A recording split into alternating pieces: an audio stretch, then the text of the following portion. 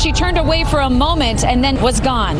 There's a real deep-seated fear this could happen and all of us are vulnerable. Every 98 seconds, someone is sexually assaulted. The sex creep could strike again. U.S. Department of State issuing an urgent travel advisory. Police told me don't take any shortcuts. Somebody tried to kidnap a teenage girl. It was supposed to be a fun vacation. Instead, it turned into a brush with death. Just landed in France when two men offered her a ride and abducted her. Watch this. It could happen to you. Cheryl Hunter, a women's advocate, author, and rape survivor. Cheryl, and you've been abducted, raped, left for dead. What were you thinking? She's telling her story. Finally, there we are. The big day arrives and we go to the airport. And we'd been there seconds. He asked me if I was a model. What was the strategy that you used to come out of this? You must hide. You must shelter yourself. We were going to shoot photos. I tried to come up with a plan. They drugged me, raped me repeatedly. You described it as having demonic animals on top of you. Why wouldn't she go with him? Tell us what happened then.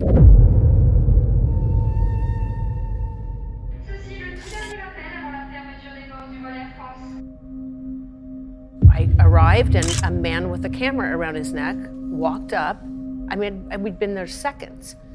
He said, "Are you a model? I can make you one. Just come with me and my friend." And they asked if I wanted a glass of wine.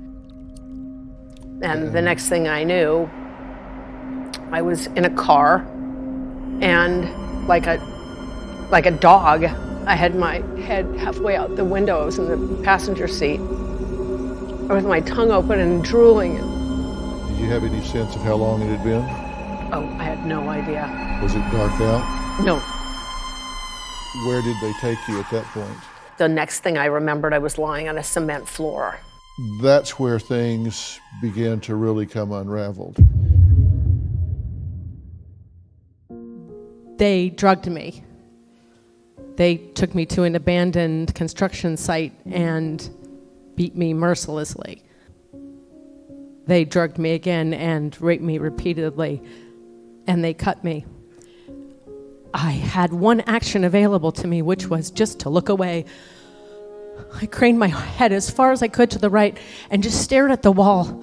There was a dancing spot of light on the wall. It must have been a reflection from something outside, and it was free, whatever it was. I stared at the little spot of light with all my might, and the harder I stared, the more I became the spot of light.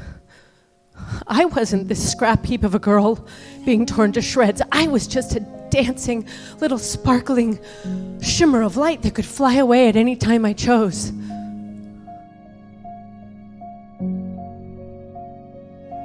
We drive back down to town, and we get to this place, this grassy area, and he just kind of pushes me out, and I kind of fall to the ground, and I just lay there like I'm gonna play dead. And he says, "Darling." And I look, and he snaps my photo. I waited until the car was gone, looked around, and I got up and ran for my life. It's the hardest parts of life that sharpen our blade. Had successfully, I thought, stuffed my feeling about the abduction. But then a boyfriend I met in Germany, who I was madly in love with, died in a motorcycle accident. That was it, the tipping point. I was either going to die or fight my way back. It's those things that create problems in us that cause us to rise up and face those things and bring out the best in us. And you made that decision in Japan. Tell us what happened then. It was in Japan that the next stage of my journey unfolded.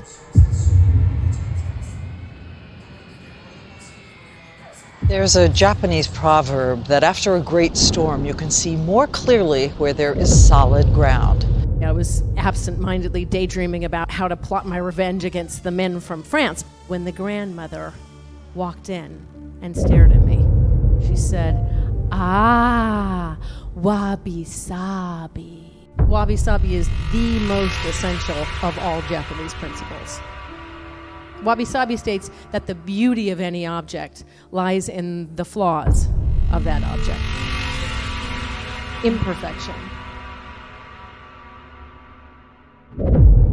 Within a few moments, I heard shouting, and she was screaming, "Naze! Senso Nihon! Why you make war on Japan?"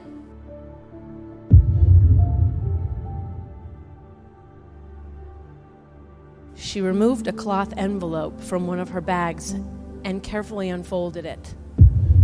The cloth envelope contained 2 photographs. They were both black and white, tattered and yellow. One was a man, the other was a woman. She clasped the photos and held them above her head. She started to cry now. Then I accidentally caught her glance. As I did, I saw the confusion and the anger and the rage and the fury and her complete inability to express any of it. I saw the deep, dark pit of her aloneness. I saw me. I said the only 2 words that made any sense. Wabi-sabi.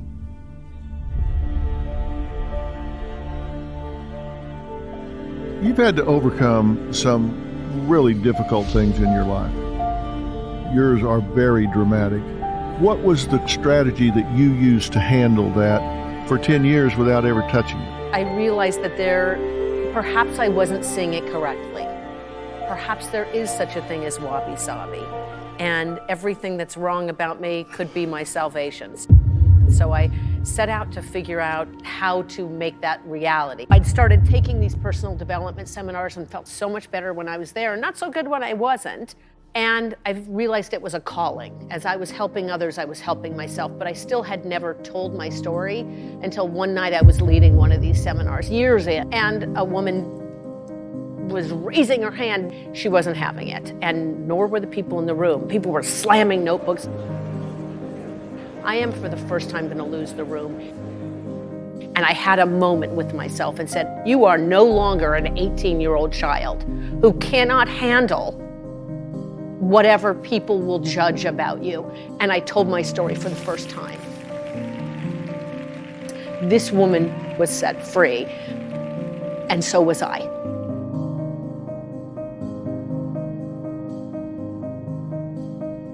You are magnificent.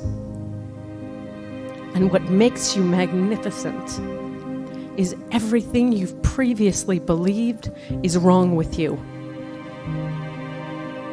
I leave you with my deepest wish that you recognize your beauty, that you know your magnificence, that you claim your wabi-sabi.